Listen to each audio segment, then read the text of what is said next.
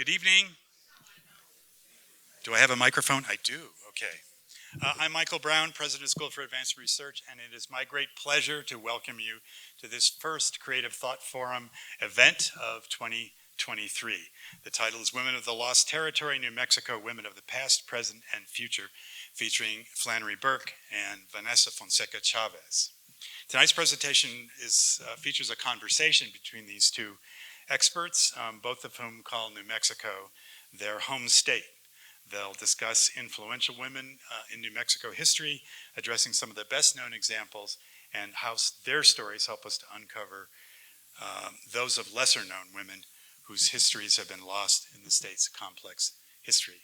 Before I turn over the floor to our two distinguished speakers who will be engaging in a conversation, should be a lot of fun, and we will have Q&A at the end too. We'll allow for that, which will be great. They will introduce themselves at their request, but my job is to thank our generous sponsors. They include the Pelham Foundation, Adobo Catering, the Flora Crichton Lecture Fund, the Luke and Betty Vortman Endowment Fund, members of SAR's Founder Society, Newman's Own Foundation, Thornburg Investment Management, and Santa Fe Dining. I also want to recognize members of our board of directors, many of whom are here tonight. Thank you very much for all that you do for SAR, and we really appreciate your continued commitment and support. If you'd like to become a member of SAR, or if you'd like to become a board member of SAR, you can go to our website and find out how to become a member. You can grab a staff member on your way out, and they will point you in the right direction. They will also give you one of these. This is our schedule for the next few months, and it includes events like the Henry Louis Gates Jr. talk with Andrew Curran on April 13th, which will be at the Lensick Performing Arts Center, and we hope to see 800 people there. So you'll hear more about that as we get closer to the date. Friendly reminder, just remember to mute your cell phones or other electronic devices, and join me in giving a good Santa Fe bienvenido to Flannery and Vanessa.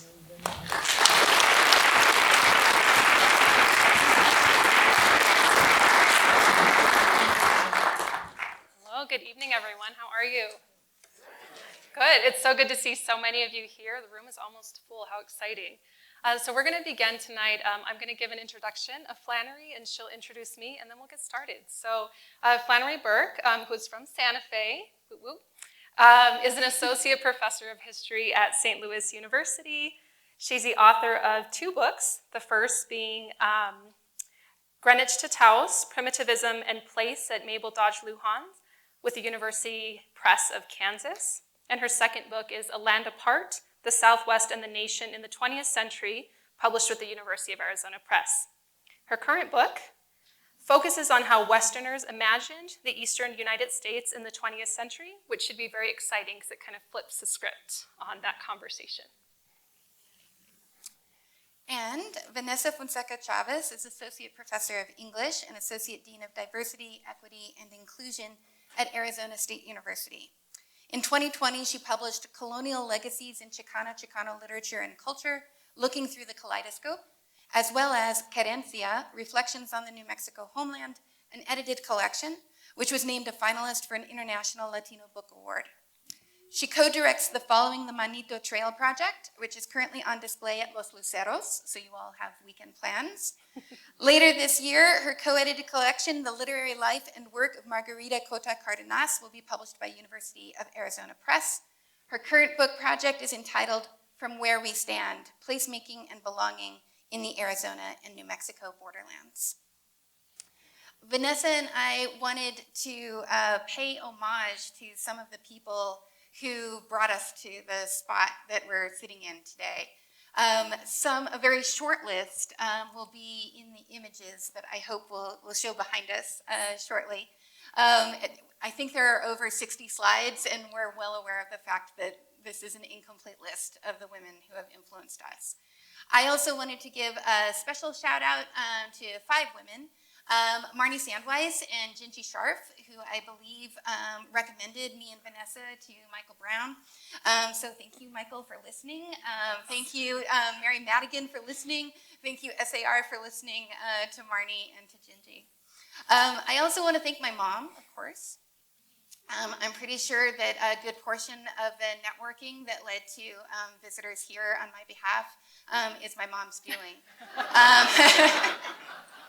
And then I'd finally like to thank my Aunt Helen, who, in addition to being a fabulous journalist and editor, raised a marvelous daughter named Marin Woods, who for Christmas this year gave me Rebecca Bloom Martinez's book, her co-edited collection, The Shoulders We Stand On. So all of the women that you will be seeing here in the images, all of the women that I just named, these are the shoulders I stand on. And I'd like to take just a moment to thank 4 women, one of which, in Chicana literature, it's very common to hear about the archetypes of the mother and the grandmother and their role within Chicana literature and culture. So of course, I need to start with my mother, Vivian Fonseca, who is not in the audience, and she likely would have been calling everybody she knew to attend had she been in the States. She is vacationing in Hawaii right now, so I'm very excited for her. And then my grandmother, Gertrudis Chavez Ponce, who is from Western New Mexico and is my lineage here in New Mexico dating back many years, like many folks in the audience. I also want to give a shout out to Maria Dolores Gonzalez, who was my first professor, Novo Mexicana, that I met when I started my master's degree at the University of New Mexico in Hispanic Southwest Studies. There I began to recover my heritage language and to learn more about Nuevo Mexicano culture. And then, of course, Te Diana Rebolledo, who is a very well-known Chicana scholar. And she always encouraged me to read authors from New Mexico like Cleofas Jaramillo, like Fabiola Cabeza de Vaca, whose images are part of our slideshow for today. So Vanessa and I titled this talk Women of the Lost Territory because we are both major fans of Kali Fajardo Einstein, who has written 2 books, one a collection of short stories called Sabrina and Karina, and the other a novel called Woman of Light.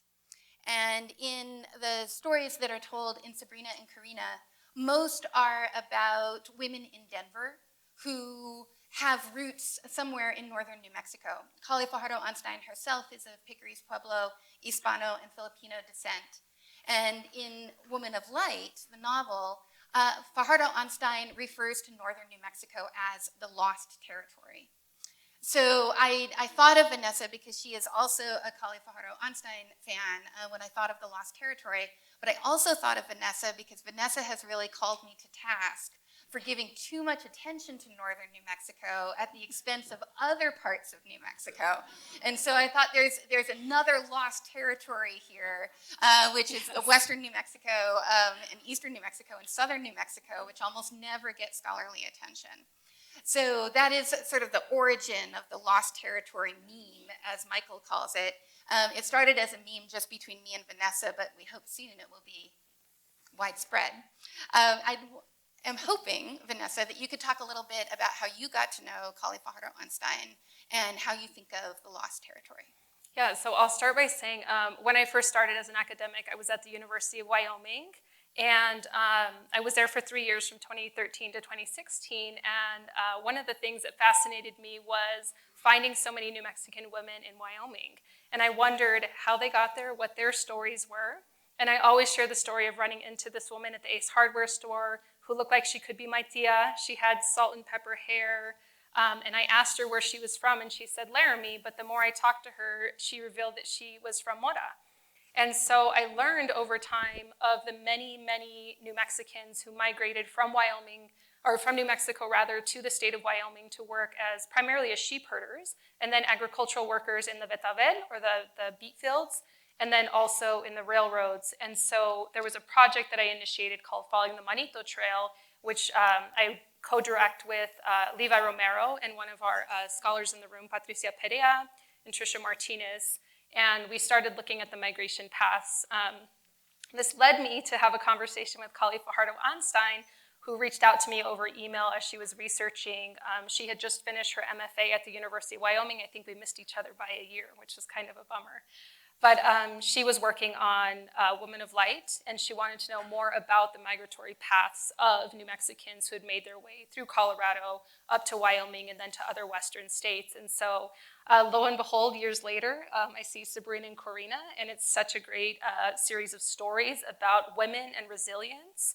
The stories are dated back to the 50s and 60s, and so it deals a lot with the discrimination that women faced, New Mexican women primarily living in Denver, and what they faced in the 50s and 60s. It talks about relationships and gentrification. It's a lovely series of short stories. And the one thing that I think is important about it is that when New Mexican women started writing, and we think about Cleofas Jaramillo and Fabiola Cabeza Vaca, for example, they were not nationally known writers. And in many ways, they started writing because their stories were not being told. And so they were writing against Easterners' perspectives of the Southwest. And so they thought that's not right, and we're going to start writing for ourselves. And so they did, but they never reached the kind of national prominence like Kali Fajardo has had.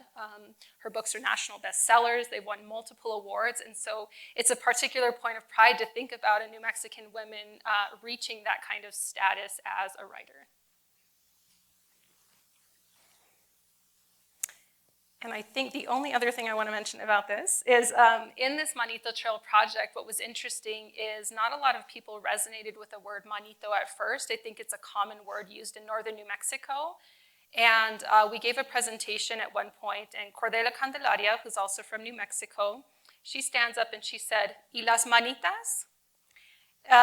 And we kind of stopped and we all looked at each other. And there's a lot of conversations now in academia about the gendered usage of Spanish. So if it ends in an O, it refers generally to a masculine ending. If it's an A, it's a feminine ending. And so her very pointed question about manita was, what about the women? And so that's really prompted us to think a lot more about what were the women's stories, the women who stayed behind in New Mexico while the men were migrating out to work. A lot of women eventually joined their husbands, but they did so following them. And so we were always interested in what about the lives of these women who stayed behind and kept their families in order, kept the land intact, were here physically to maintain home while their husbands left.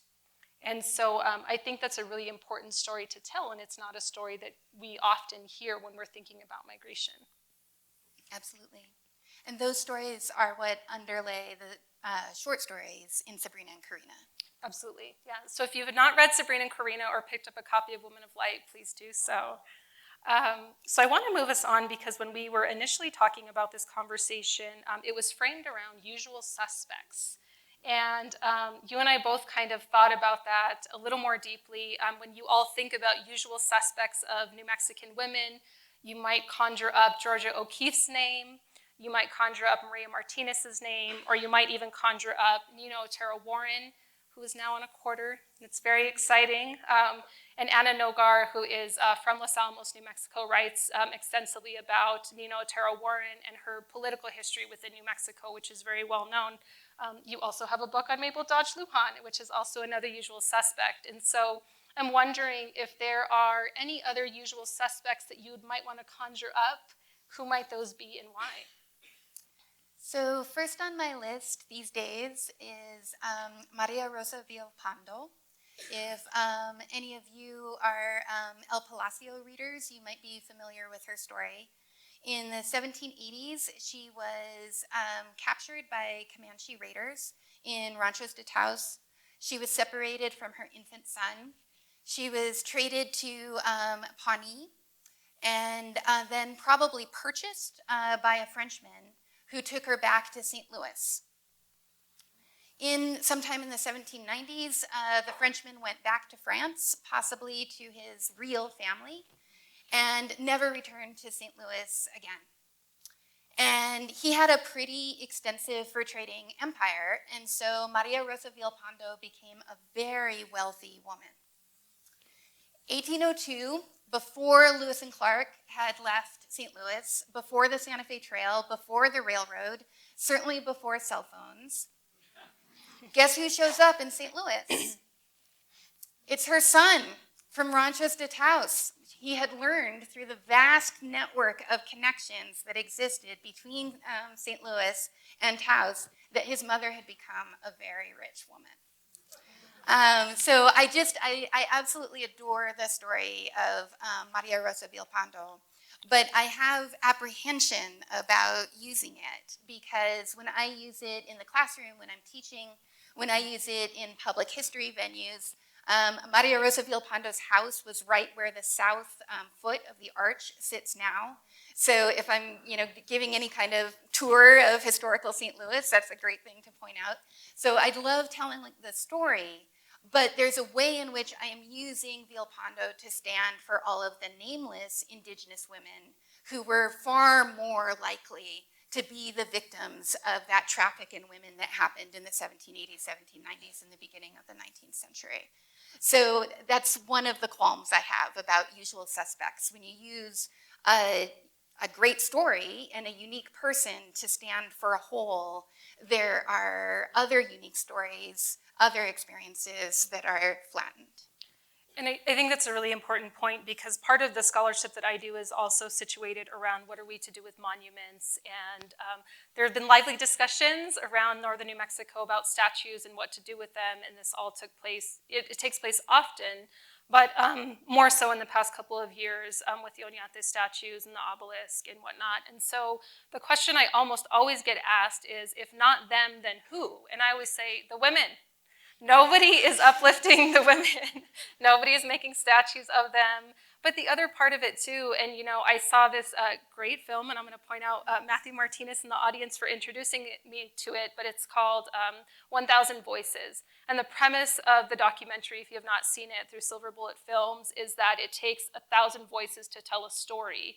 And so the idea that you would have one statue or one monument tell a story that there's really more voices needs to be recognized. And so the film is about 1,000 indigenous women's voices and what it means for indigenous women, particularly in New Mexico, to tell a story about who they are, where they're from, and what their culture is about, and how they have practiced this kind of resistance and survivance over time. So it's a really powerful story. And so I'm always advocating for all the women. And this was a conversation we had, and I did not know this, but you mentioned that there are historical markers dedicated to women writ large, and there are 51 in the state of New Mexico. Yes, and there are a couple included in our slides, two of which are dedicated to groups of women, curanderas and the Oya Maidens of Zuni Pueblo. So not every marker marks a specific woman. Mm-hmm. And one of the other things, we started off with this conversation by talking about Georgia O'Keeffe and our early ruminations on what this conversation might be. And many of you might know that where Georgia O'Keeffe was, near Abiquiu, is known as Georgia O'Keeffe country to many. And I think for a lot of folks, especially indigenous and Hispanic folks who have long-rooted ties to northern New Mexico, that's a little bit problematic to think that there are, again, this idea of Easterners moving into the Southwest and then regions being more popularly recognized by those kind of monikers. And so our hope, my hope certainly as an academic, is to uncover the stories of women who are lesser known. Right now, I really love the story of Refugio Barth de la Navaso, who was from Western New Mexico. Her family lived near Magdalena and Atarque, New Mexico, and they were a sheep-herding family, much like many sheep-herding families in Western New Mexico.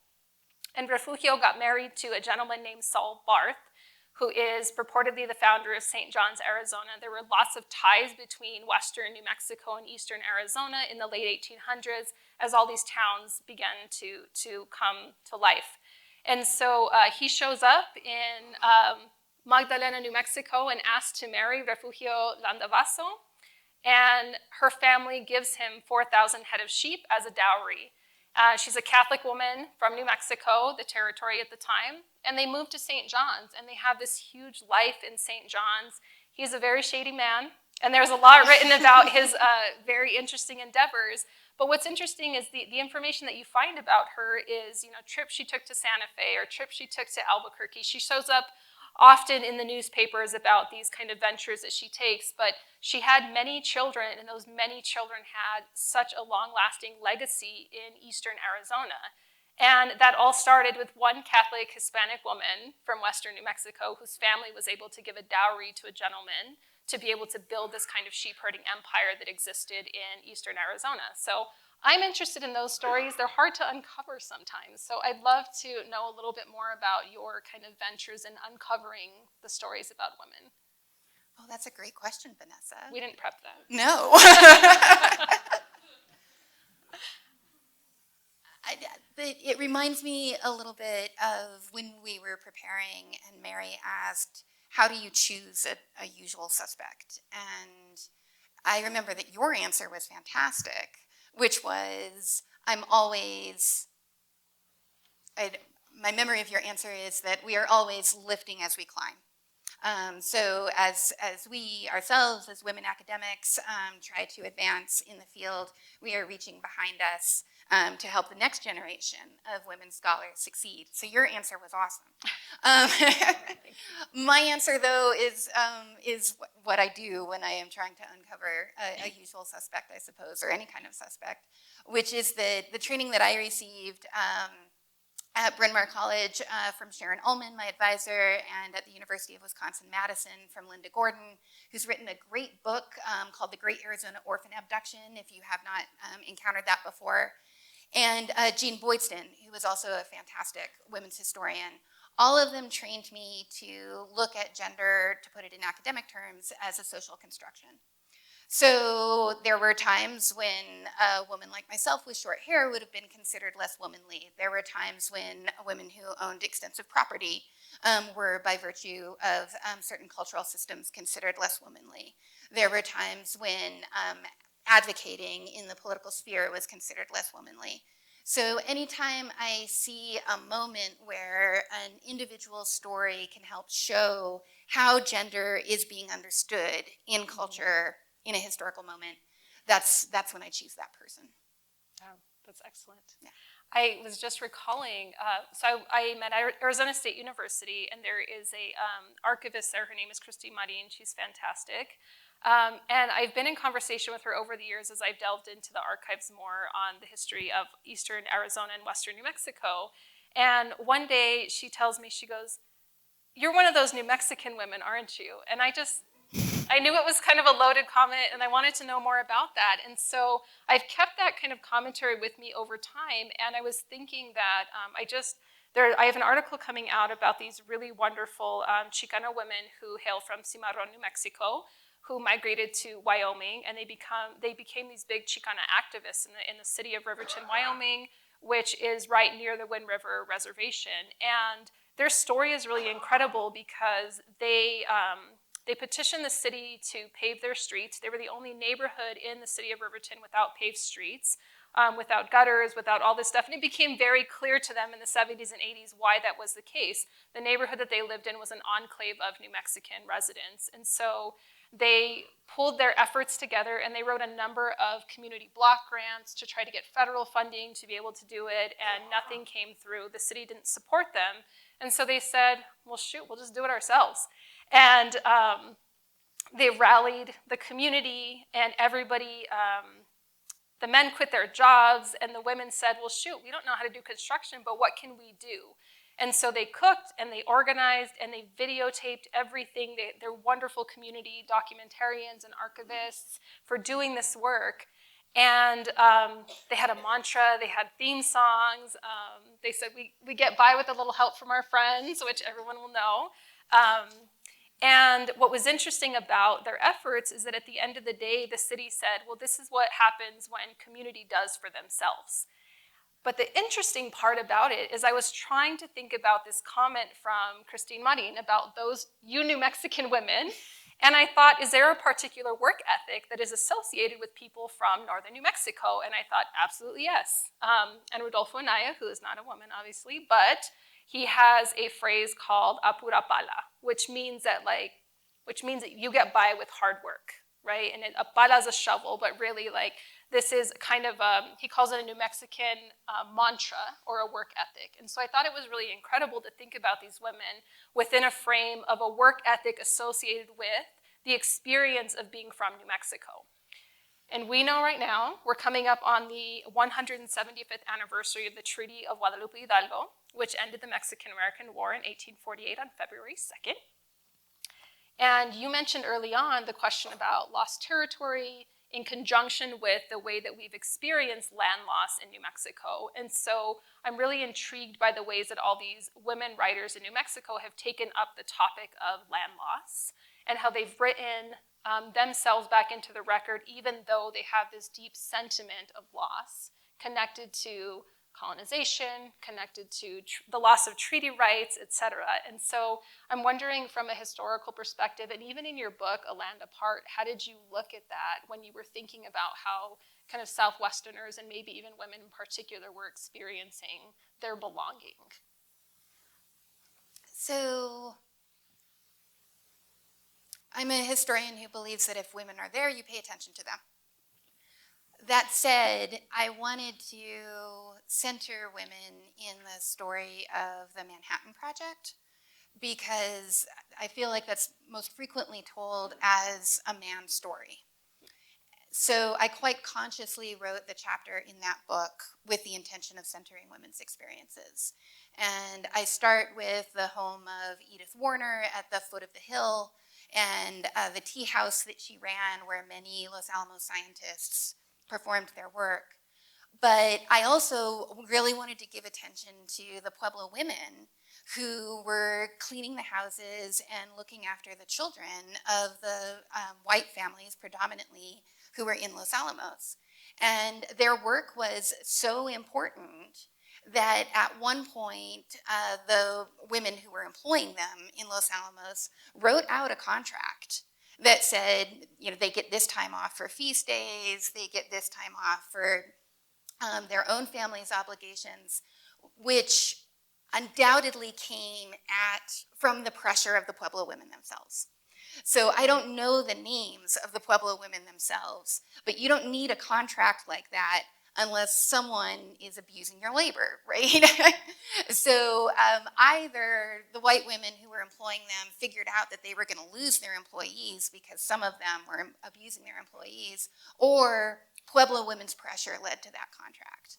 So that's one woman's story that I center in that particular chapter. Oh, it's fascinating. There is a new book by Mariah Gomez, who is from Rancho, New Mexico, called Nuclear Nuevo Mexico, and it takes on this topic of the nuclear colonization of New Mexico brought on by the onset of the Manhattan Project. And in that, she does a series of oral history interviews with Pueblo women and Hispanic women who were displaced from the Pajarito Plateau, where the Manhattan Project was located. And so if you are interested, it just came out last year, so it's a fascinating read. And Mariah is very invested in environmental justice in the state of New Mexico, and she's a current professor at the University of New Mexico. So check out her book. It's really great. And Mariah and Tracy Bryn Voiles and a variety of scholars have brought attention to the fact that it is particularly women's bodies that bear the brunt of radiation. So it is a women's issue. Nuclear contamination is definitely a women's issue.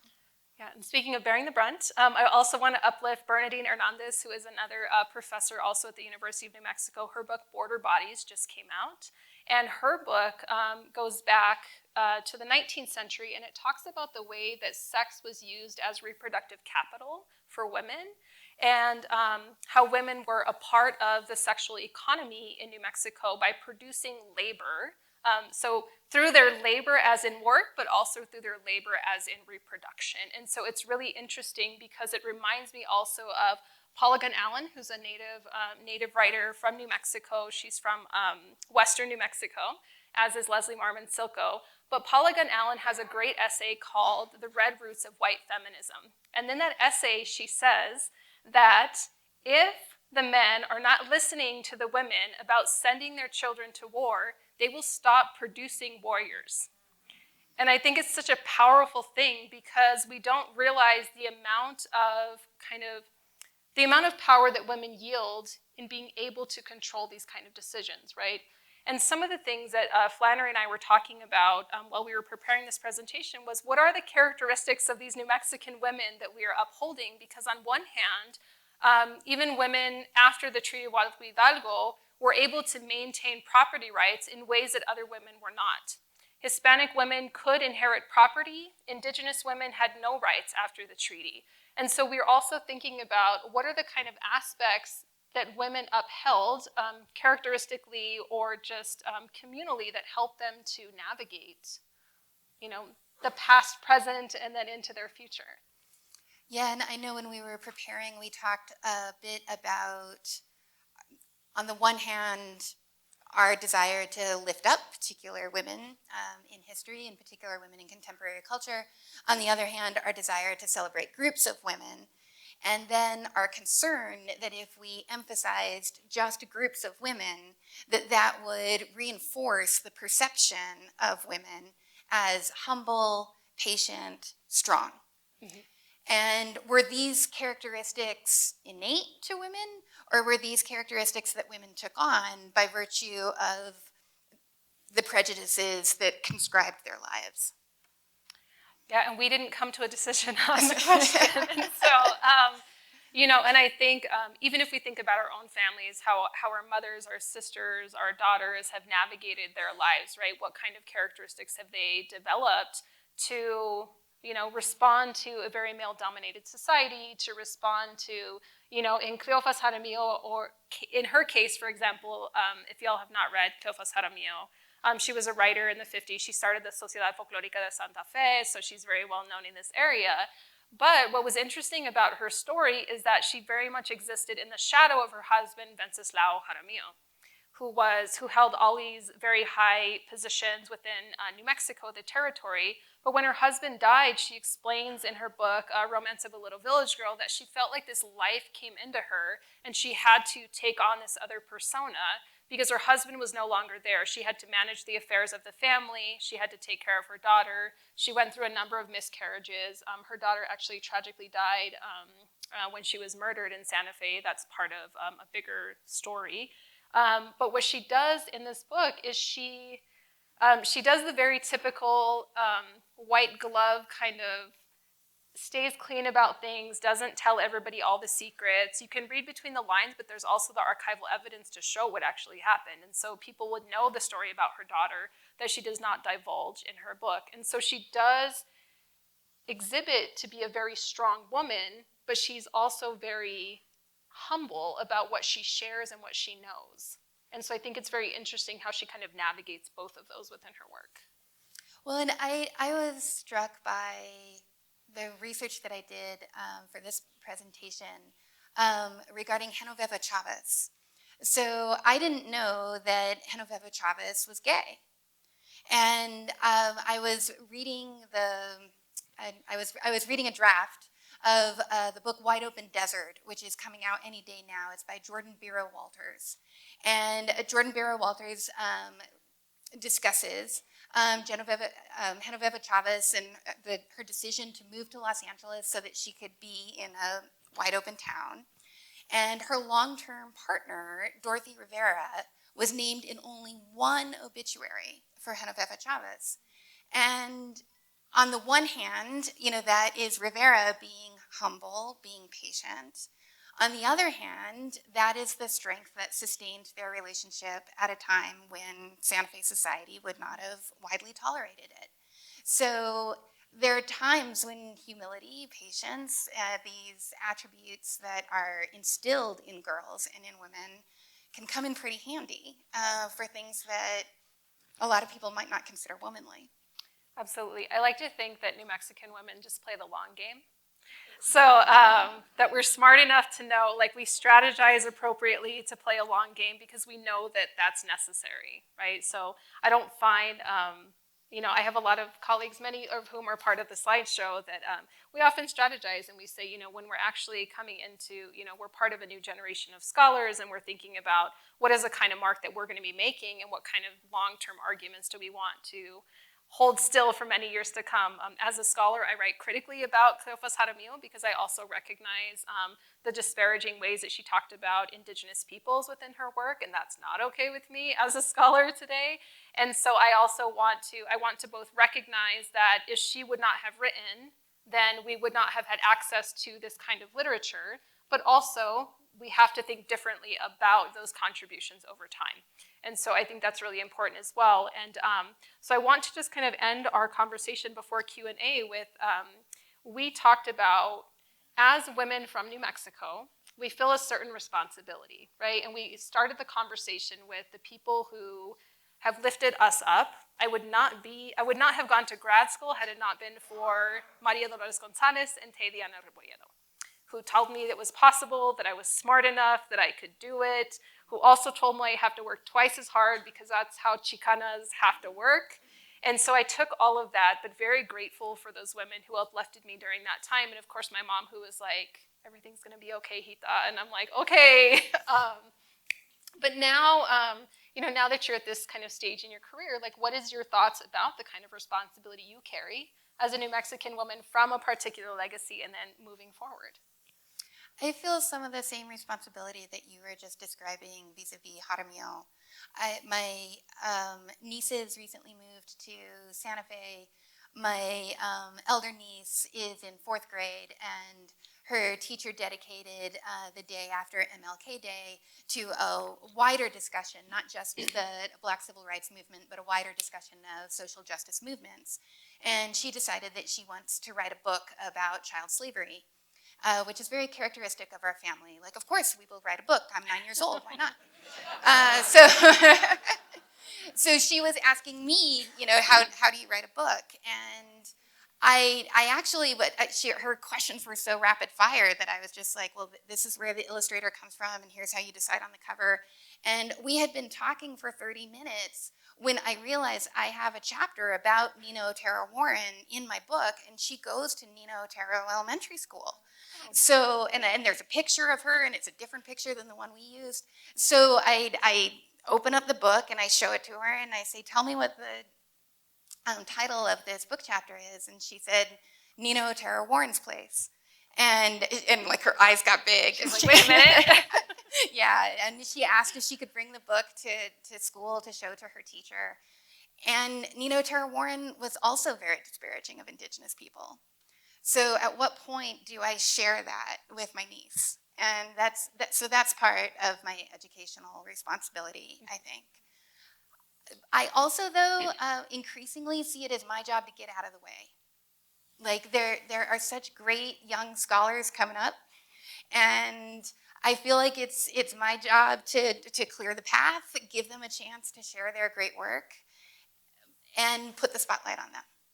Absolutely, yeah. And there are so many, it's very interesting how many people reach out to you just because they know you're New Mexican. And so I just got to reach out. There's a law student at the University of Georgia who said, hey, I saw you online and I'm coming back to New Mexico and I just want to talk about all your work.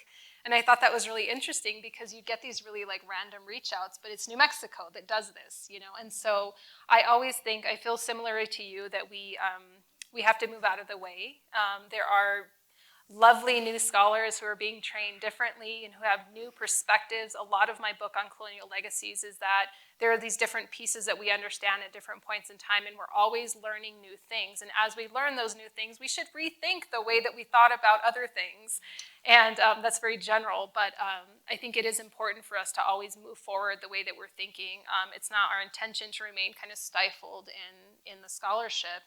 And sometimes, I write about things and I say, oh, I shouldn't have done that. I should write about it differently. And so I think even questioning what we do, I think is important over time. But, I think that I still uphold the idea of we rise together. That's one of the mantras that I hold all the time. And I think that's because we're very community minded, and I think it's important that we reject those kind of individualistic ideas, and we're here for each other because that's how we got here, and that's how we're going to keep going. And we probably should pause for questions. Yes, so yes. I have a great story that I think is just like such a New Mexico story. So my dad lives next to a Camila Bustamante and Demetria Martinez. And they came over to watch football one night because Camila's a huge Patriots fan. And Demetria walked in, and I hadn't met her yet, and I said, Demetria Martinez, that name is familiar. And then I said, you're in my book. And I grabbed my copy of A Land Apart off my dad's shelf, and I looked in the index so that I could find what page she was on. And I showed her, you're in my book. And she said later, how did you know about me and my work? She's a writer, she's an immigrant rights activist. She said, how did you know about me and my work? And I said, Amy Villarreal writes about you in her dissertation. And they both said, Amy. And Camila was Amy's volleyball coach, which I learned when I saw Amy at the Western History Association in San Antonio. And it felt like the most New Mexican thing ever, that I was connected to all of these powerful and influential women. And I found out when we were watching football. So awesome. Now I feel like we need to go into short. I do have a brief story. I was volunteering with my mother at the Roadrunner Food Bank, and we were delivering to some elderly apartment complex, and we were getting there early, and we had organized all the food, and there were lots of other women of my mom's age that were there, and then my mom's talking to this other woman, and she goes, oh, did you know that my Hita was a professor? And the woman goes, my daughter's a professor too. And she goes, oh, is she? And I said, what is your daughter's name? And she said, Delilah Montoya. And I was like, oh my goodness, Delilah Montoya. She's a really great photographer, just fantastic, from New Mexico. But I thought it was fun because my mom was she was like, my daughter's a professor. And then the other woman was like, so is mine. And so, but we were just there randomly, distributing food. And, we had two mothers very proud of their daughters at that moment. So I thought it was really endearing. And we'll end, yes. Questions? Yes. We'll move. Let me just say thank you. I thought my daughter and I were the only two Patriots fans in New Mexico. It's true.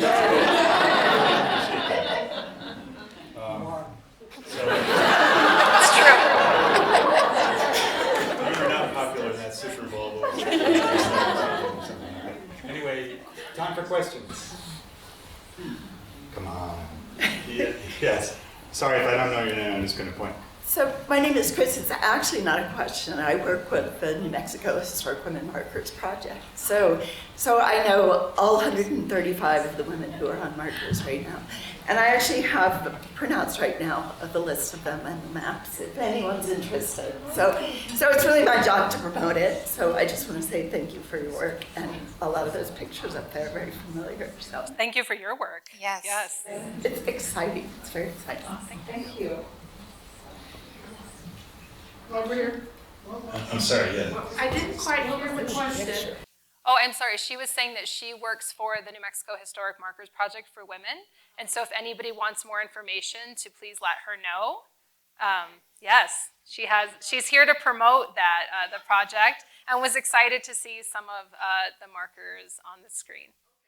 Well, that leads to my next question is there a list, a reference list or something? You mentioned a lot of books, it sounds fascinating, but, and the name were, which I got, but where would you find?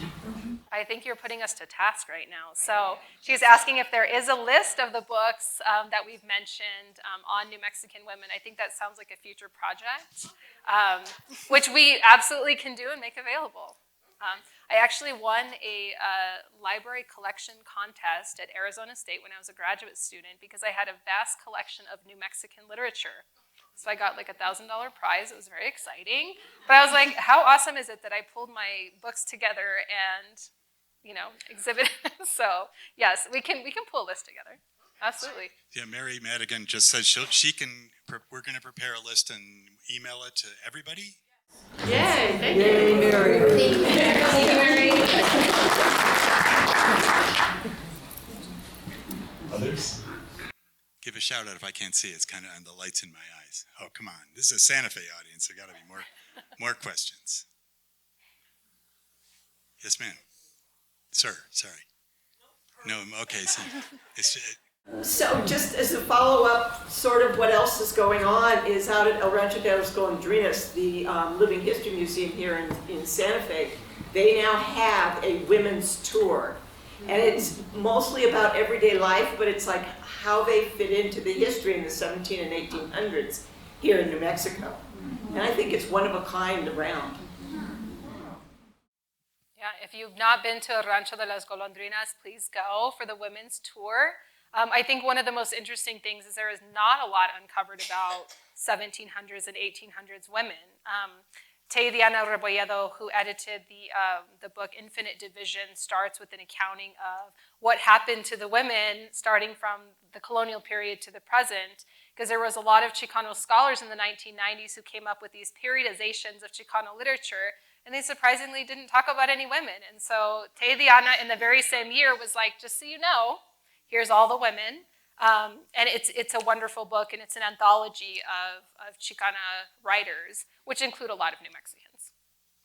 And I'm realizing a mistake I made, which is that I never gave the author of that El Palacio article who wrote about Maria Rosa Villalpando. The author is Fran Levine, the former director of the New Mexico History Museum. And she has a book that she's working on, Women of the Santa Fe Trail. It's not out yet, so it won't be on the list. But once it is out, we can put it on the list. In any case, I wanted to honor Fran's work. Okay. Fran did a lecture for a webinar for us, which you'll find on our YouTube site. It's open to the public. It was a great talk. Yes, ma'am. Okay, so I'm going to put you to task a little bit. So this is a very sort of academic context, right? You're both professors.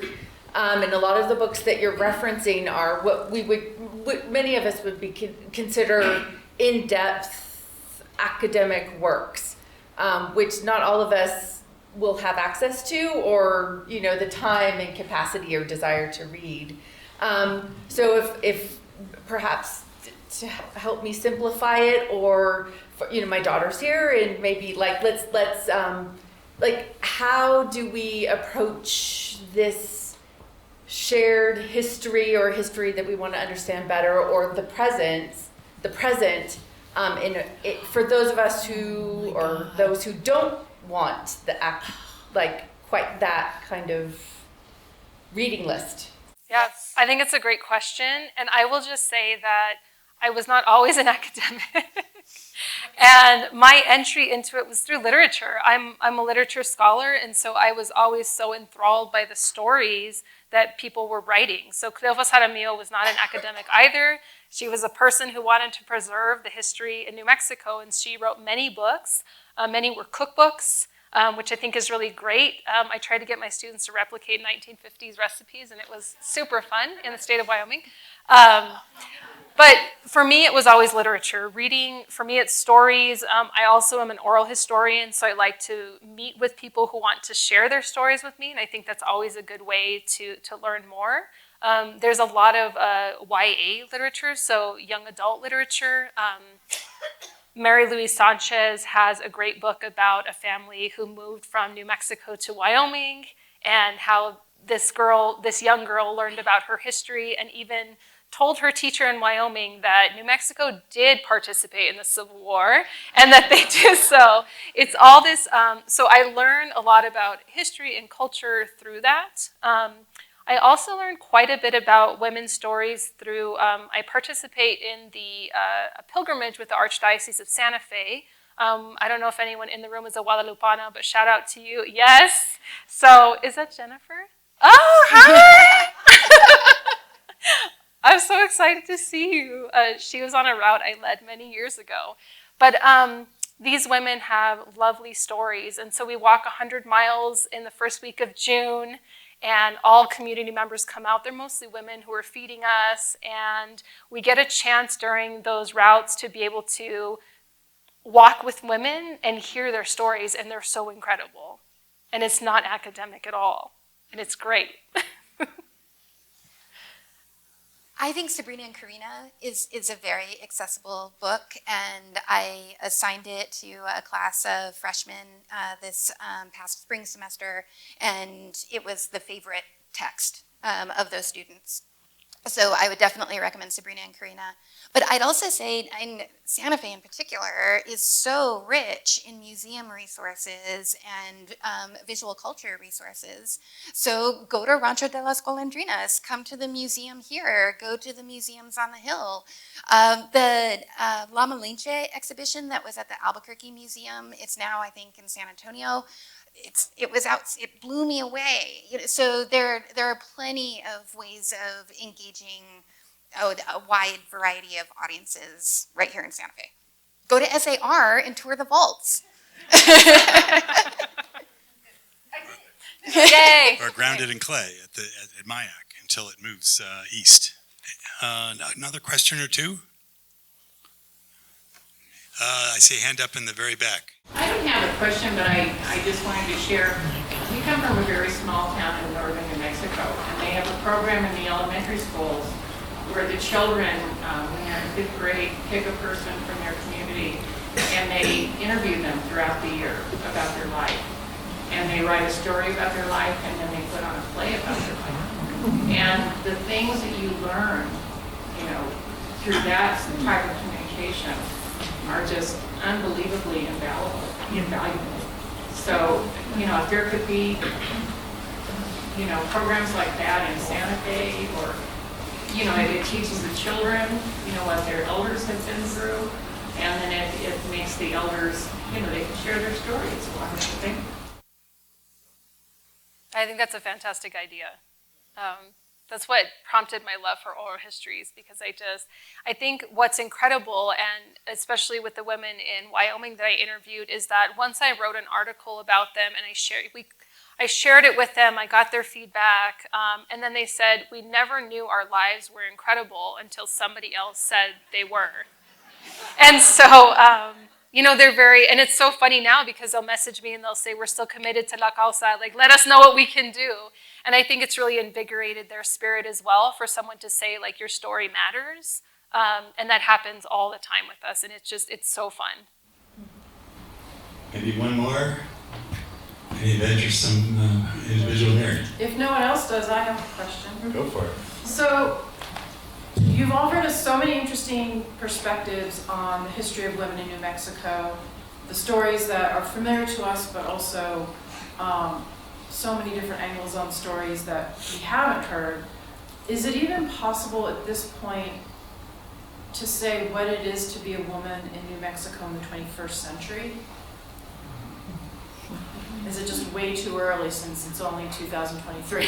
I mean, it's a different world, but is it it's not like other states necessarily? I do think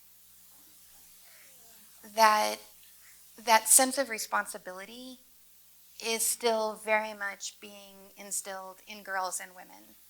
That sense of responsibility for the wider community, that sense of responsibility for the next generation, that sense of responsibility for the well-being of the land. So I live in St. Louis now, so I can't say 100%. And sometimes it's heavy, that responsibility. A lot rests on women's shoulders. But I guess I would say I still think that women in New Mexico hold themselves responsible for the well-being of their community, including, the more than human world. Yeah. To that, I would say that I think that when we say New Mexican women, we're not thinking about race and sexual orientation, and I think all of that changes the dynamics quite a bit. How, Black women in New Mexico experience being New Mexican versus, queer folks in New Mexico who experience being New Mexican. Those are all very different. Generationally, we experience it differently, which is why I think it's important to have young folks involved in knowing what their elders have been through, because that historical perspective is always very much alive in New Mexico. New Mexico prides itself in, having been here for many, many years. My grandmother's first cousin, Pauline Chavez-Bent, writes about the first Thanksgiving happened here before it ever happened in the East Coast. So there's a sense of pride that we have a history deeper than the founding of the United States. And that's important for folks. It's important to recognize that both New Mexico and Arizona are home to the largest number of indigenous nations that are presently still tribally recognized in the United States, that itself holds a particular history as well. And so I think people are very historically oriented. Women are, I heard from Maria Dolores Gonzalez, my mentor, that women are the bearers of culture and the carriers of culture. And so I often think about that when I flipped out one year when my mom said we were going to buy tamales, and I was like, no. And I had just read Josefina Lopez's Las Nuevas Tamaleras, which is about 3 generations of tamale makers. And I must have stood on a little pedestal of my own creation and talked about why it was so important that we keep doing this. And that year I made them by myself in my mom's kitchen, talking to her on the phone because I had no idea how to make them, but I thought it was very important. Well, on that note, why don't you join me in thanking our great speakers?